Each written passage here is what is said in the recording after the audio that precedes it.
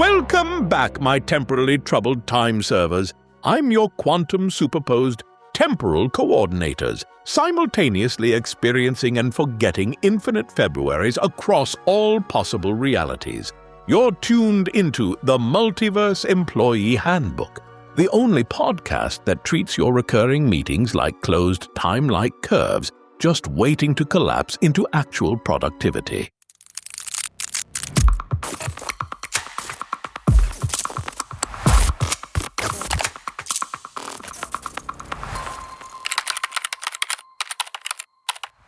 Speaking of collapse, the physics department has finally figured out why their latest experiment keeps repeating. Apparently, someone set the quantum coffee machine's brew timer to infinite recursion.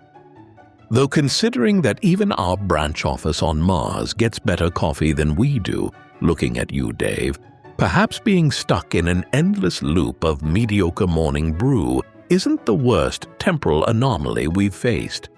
But today, dear listeners, we're diving into something even more paradoxical than our coffee quality metrics: the optimal duration of a time loop.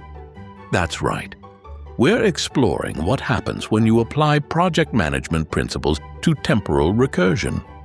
Because as it turns out, being stuck in a Groundhog Day scenario is a lot like trying to achieve inbox zero. It's all about finding the right cycle length before you completely lose your mind. The question isn't just academic. After last month's incident where marketing got trapped in a recursive Thursday afternoon status meeting, we've had to add temporal loop duration to our standard risk assessment forms. Though I suspect endless meeting versus endless February is really just a matter of which circle of corporate hell you prefer. Oh, okay. Now gather round the quantum calendar, my eternally recurring employees, for a tale that would make even Bill Murray question his time management skills. I present to you the Temporal Delivery, a story about why some packages should remain undelivered, especially if they're marked temporal sensitive, do not loop. In the fluorescent-lit realm of Quantum Dynamics Incorporated's shipping department, specifically in Loading Dock C, which existed in a superposition of behind schedule and terminally behind schedule, Daryl was having what could charitably be called a temporal transportation crisis. It had started, as these things often do, with what seemed like a routine delivery. Shipping manifest number, infinite. Destination, Woodstock, Illinois. Contents, 1 temporal stabilizer. Priority, temporal sensitive, do not loop. Note, must arrive before Groundhog sees shadow, or we risk destabilizing the entire Midwest's weather prediction industry. Just a quick in-and-out job, Daryl muttered, checking his quantum timepiece, which helpfully displayed time unknown in pulsing uncertainty. Deliver to Woodstock. Don't get caught in a time loop. How hard can it be? The answer, as it turned out, was somewhere between solving the grandfather paradox and finding parking in downtown Chicago during a Cubs game. His first attempt started promisingly enough. The quantum delivery van, which existed in a superposition of needs maintenance and definitely needs maintenance, made it halfway to Woodstock before reality hiccuped. Suddenly, Daryl found himself experiencing the same minute over and over, just long enough to hit every red light on Route 47 in an infinite cycle of mild inconvenience. Okay, Daryl thought, after approximately loop 2,749, or was it 2,750? Maybe I need a longer loop. He activated the van's temporal adjustment knob, carefully setting it to hourly recursion. The hour-long loop proved marginally better, giving him enough time to try different routes, but not quite enough to account for Chicago traffic patterns, which seem to exist outside normal space-time anyway. Who designed these highways, he wondered, sometime during loop 384. Growing desperate, Daryl dialed up the temporal knob to daily recursion. 24 hours seemed reasonable, enough time to plan, execute, and if necessary, explain to his supervisor why the same package kept appearing back in the loading dock every morning. The daily loop started well. He had time to check weather patterns, traffic reports, even stop for coffee without risking a temporal paradox. But after about a week's worth of February seconds, he noticed something odd. Each reset wasn't quite identical. Sometimes the Groundhog's shadow appeared longer, sometimes shorter. The temporal stabilizer in the package was clearly affecting local reality. In a moment of what he would later describe as temporary quantum madness, Daryl set the temporal knob to yearly recursion. This proved to be a mistake of geological proportions. By the time he remembered he was supposed to be delivering a package, he had already learned 3 languages, mastered quantum mechanics, and developed a groundbreaking theory about why socks disappear in dryers. Turns out they quantum tunnel to parallel universes where they're all left-footed. Finally, somewhere between his 5th and infinitieth attempt, Daryl had an epiphany. He checked the package's label more carefully. Temporal stabilizer. Operating instructions. 1. Do not expose to paradox. 2. Keep away from grandfather clocks. 3. For optimal temporal stability, loop duration equals the square root of the product of the distance to Groundhog and the cosmic anxiety constant. Of course, Daryl exclaimed, quickly calculating the optimal loop duration. It's not about the length of the loop. It's about synchronizing with the natural temporal resonance of Groundhog-based weather prediction. With this revelation, he set the temporal knob to exactly 16 hours, 42 minutes, and pi seconds. Just long enough to account for traffic, but short enough to prevent existential dread. The package was delivered precisely on time, relatively speaking, and the Midwest's weather prediction industry was saved. Though to this day, if you drive through Woodstock on February 2nd, you might notice time moving just a bit differently. And somewhere, in some quantum reality, Daryl is still trying to find parking in downtown Chicago, eternally cursing whoever decided to schedule delivery during a Cubs game.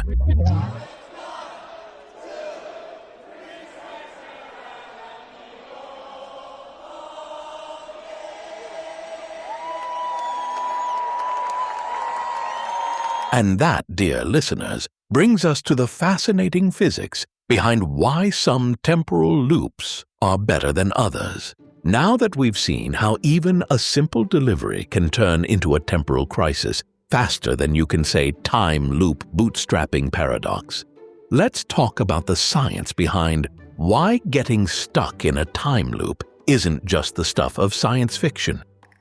Though I suspect Captain Kirk would have solved our delivery dilemma by giving an impassioned speech about the human spirit to the local quantum field.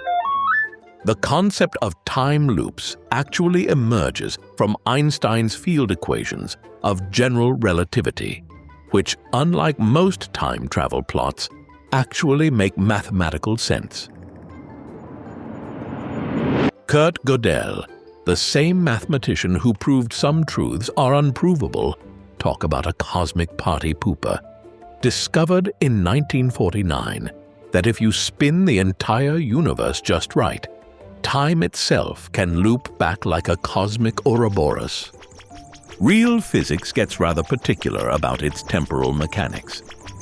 Igor Novikov proposed the self-consistency principle, which basically says that any time loop must be paradox-free. It's nature's way of saying, sure, you can travel in time, but don't even think about becoming your own grandfather. Okay. Just like Doctor Who's TARDIS refusing to cross its own timeline, the universe has built-in safeguard against temporal paradoxes. When we return from our temporal recursion, we'll dive deeper into the actual physics of time loops and explore why finding the perfect duration requires understanding both quantum mechanics and human psychology, though preferably not at the same time. Stay tuned, my temporally tangled teammates. We're about to explore why some infinities are better than others and how to calculate the perfect time loop duration without accidentally erasing yourself from existence. Or worse, missing lunch.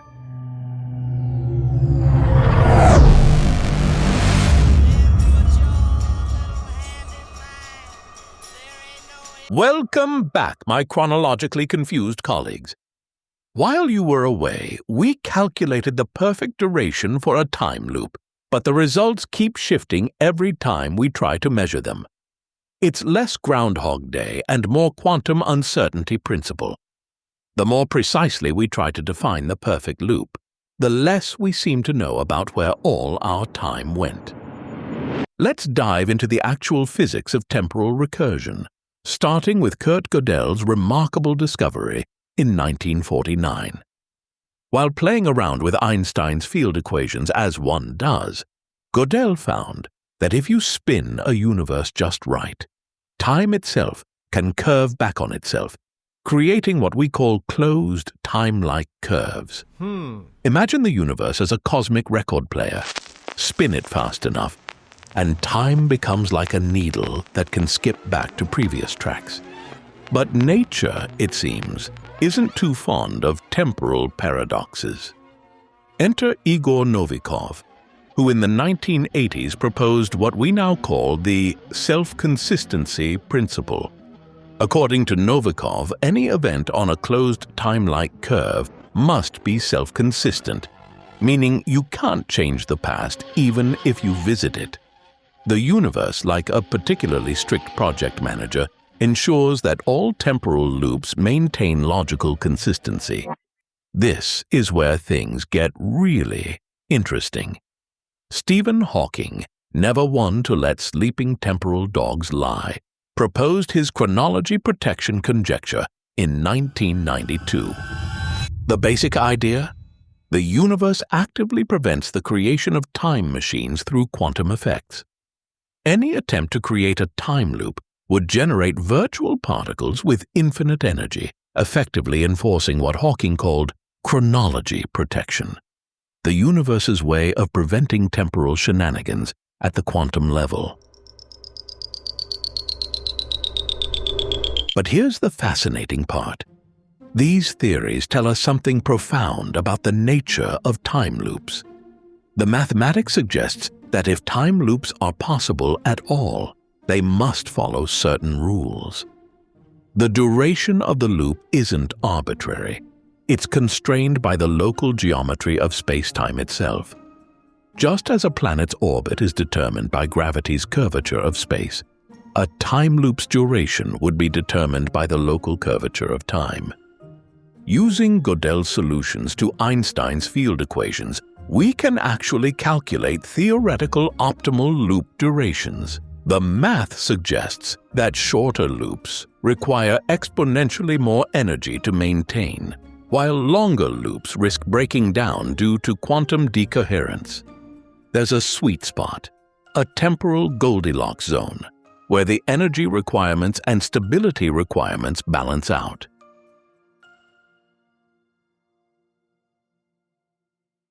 Let's take this fascinating theoretical physics and apply it to something more practical, like how long you'd actually want to be stuck repeating the same slice of time. Whoa. Recent studies in neuroscience suggest that memory formation and retention follow specific temporal patterns, not unlike the quantum coherence times we observe in particle physics.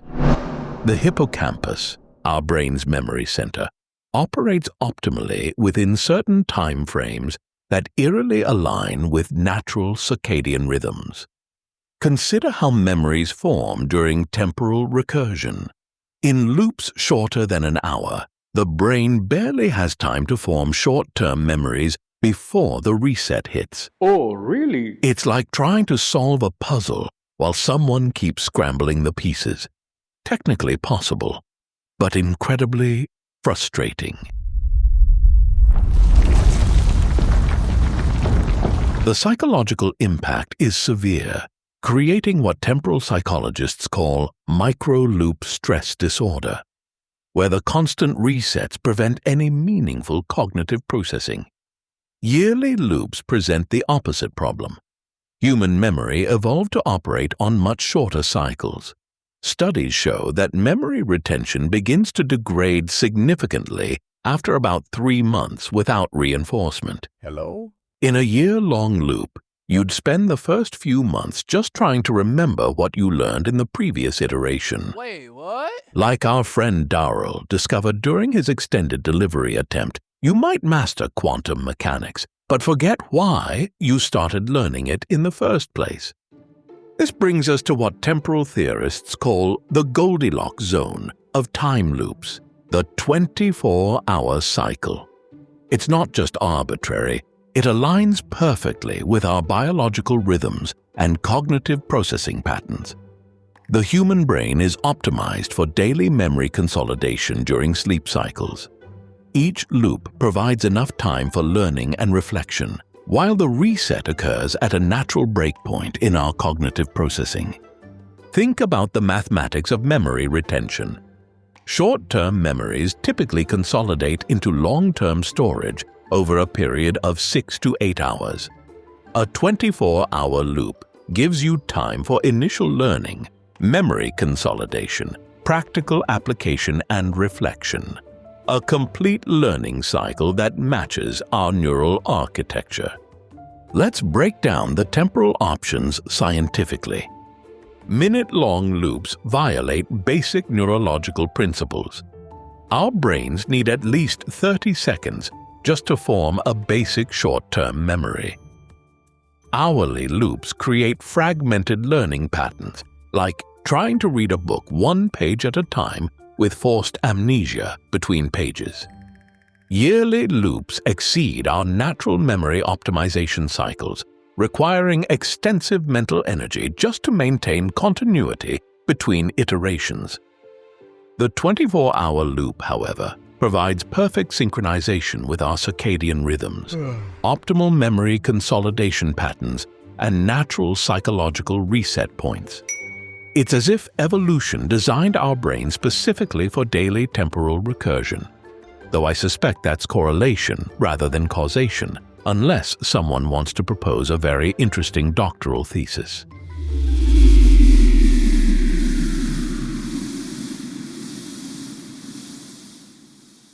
So, there you have it. Whether you're measuring quantum coherence times or human cognitive optimization, the daily loop emerges as nature's preferred temporal recursion pattern. Just long enough to make progress, just short enough to maintain focus, and perfectly aligned with both physics and psychology. Though I should note that if you're going to get stuck in a time loop, try to make it a day with decent weather. Even the most optimized temporal recursion becomes suboptimal when you're reliving a Chicago winter indefinitely. Well, my temporally tangled teammates, we've reached the end of another quantum conundrum. Today we've learned that in the multiverse of time loops, not all recursions are created equal, though they're all equally likely to make you miss your lunch break. We've discovered that the perfect time loop is like the perfect meeting duration, long enough to accomplish something meaningful, but short enough to prevent existential despair. Though I suspect if we let marketing design the loops, they'd all come with mandatory icebreakers and breakout sessions. The science is clear. A 24-hour loop hits the sweet spot between human psychology and temporal physics. Long enough to make progress, short enough to maintain sanity, and perfectly aligned with both our circadian rhythms and the local geometry of space-time. Though that still doesn't explain why it feels like every Monday morning exists in its own infinite recursive loop. And somewhere out there, In the vast expanse of space-time, our friend Daryl is still making deliveries, though he now keeps a quantum calendar, 3 backup routes, and a strong policy against accepting any packages marked temporal sensitive. After all, in the grand shipping department of existence, some destinations are better reached the long way around. Though I should note that if you're experiencing any temporal recursion while listening to this episode, simply adjust your quantum timepiece until you reach a reality where the coffee machine isn't trying to optimize your morning brew through time loop iteration. Some things are better left unoptimized.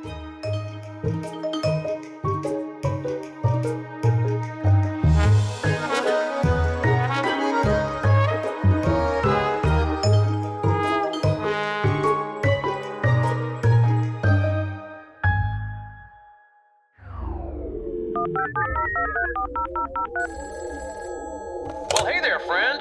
Whoa-ho! Talk about a small world. This right here is your old pal, you know who, from that charming little town where the weather's unpredictable, but the faces sure ain't. Now listen up, because this is important. The Multiverse Employee Handbook? Oh, ho, buddy, let me tell you. It's a masterpiece.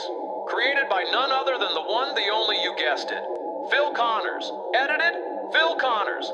Narrated? Who else but Phil Connors? Science fact-checking? Ding, ding, ding! Phil Connors! And the employee handbook staff? Oh, you're not gonna believe this. Phil, and Phil! Ha! So do yourself a favor, pal. Hit that subscribe button and stay tuned for new episodes. And hey, while I got you, watch out for that first step. It's a doozy. Ha! Classic.